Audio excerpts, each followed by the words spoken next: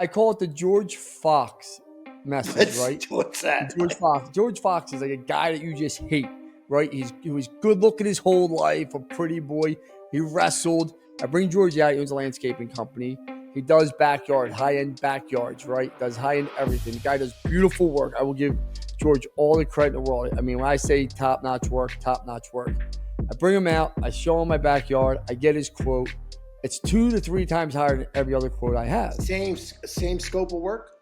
Same scope of work. So I called George up and I said, George, I said, come out. I said, George, I want to give you the job. I said, believe it or not, I want to. Like, I wrestled with you in high school. I think you're a good guy. You're a father. You have kids. You have a beautiful family. He said, Lance, I don't want the work. I said, what? He said, I put my numbers out there. I do 10 to 12 jobs a year, and that's it. I live my life. My employees make great pay. They have great quality of life. They've been with me for 20 years. I've been with my wife for all these years. We vacation for half the year.